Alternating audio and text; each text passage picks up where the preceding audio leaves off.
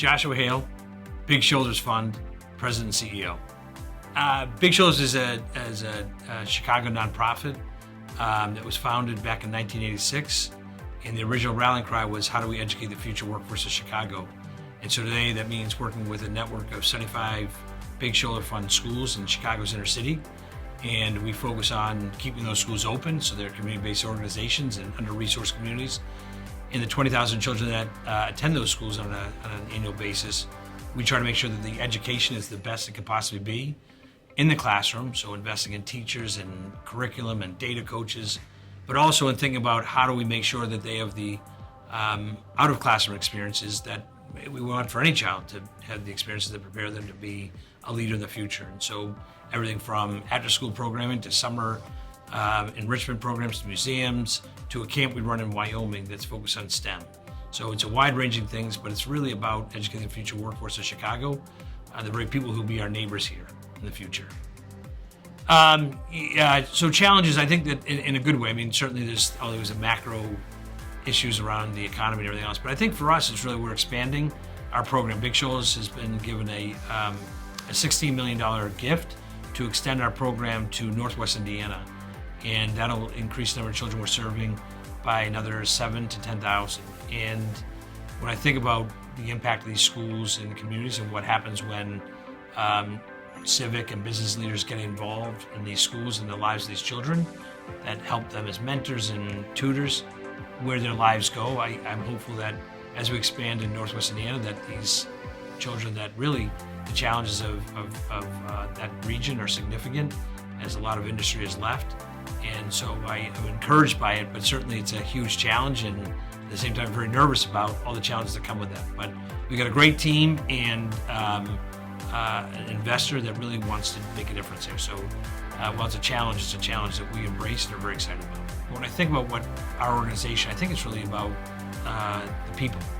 I think that from the beginning, our mission has been singular in its focus. That recently one of our board members said to me, I love going to a Big Shoulders meeting because there's never a question about what we're about. There's no side politics. There's no, I'm not having these people or that.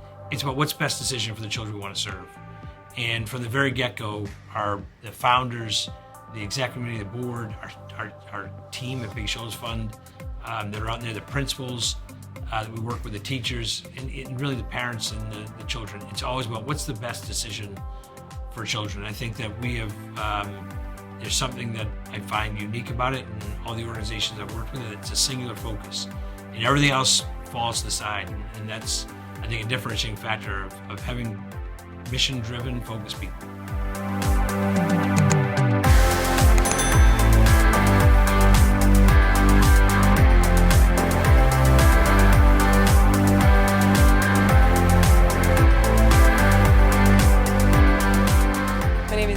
Thiede. I'm the CEO of Bright Pink. We are a national nonprofit organization. We're headquartered here in Chicago, and the organization's on a mission to help save lives from breast and ovarian cancer by empowering women to know their risk and manage their health proactively.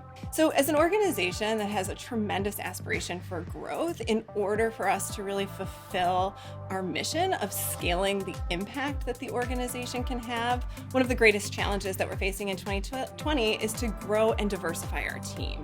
We really need to deepen our ability to better analyze data and leverage our data, to develop really compelling and engaging content, to raise more revenue, and to really be able to, have a team that's representative of the communities that we're looking to serve.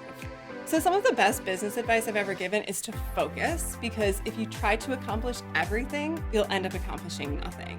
And that's been really true for our work at Bright Pink. I found that oftentimes in my role, it's just as important to know what to say no to as it is to know what to say yes to.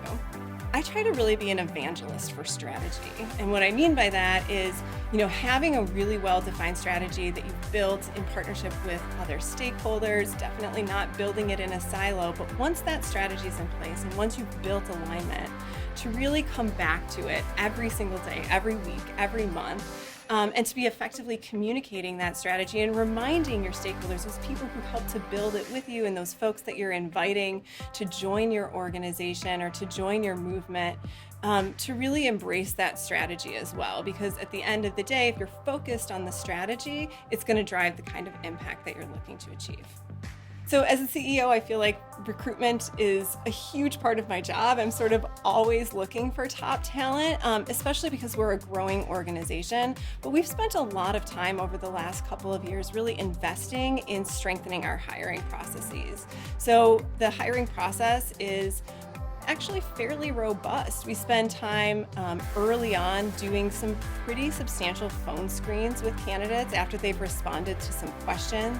After the phone screening process, we'll move on to an in-person interview. We try to have a really diverse group of our employees who will be working closely with this person, as well as working in more of a supporting or collaborative role with this person, interview them, and really spend time getting to know their previous experiences. After that, we'll move on to what we call a focused interview, where we can talk a little bit more pointedly about the job in particular. But one of the most important things for us in the hiring process is actually before we start talking to candidates. We develop a really thoughtful job description, and then we also put together a scorecard. What are those key outcomes that this person is going to be required to deliver on, and in what time frame? And then as we're going through the interview process, we're really measuring them and effectively grading them against that scorecard so that we can have a really unbiased conversation about who the best candidates are. For Bright Pink, we're a small organization, and so every hire is really mission critical. One of Bright Pink's core values is to pursue innovation, which lends itself incredibly well to the women's health and healthcare environment or industry. The healthcare environment and industry today is incredibly dynamic, so it's changing all the time. We're seeing a particular shift towards more consumer-driven healthcare, more value-based care, and Bright Pink's desire to really democratize access to personalized prevention fits really neatly into those trends. So we're always looking to really pursue innovative approaches and go beyond what has been sort of a standard of care or one-size-fits-all approach to women's health.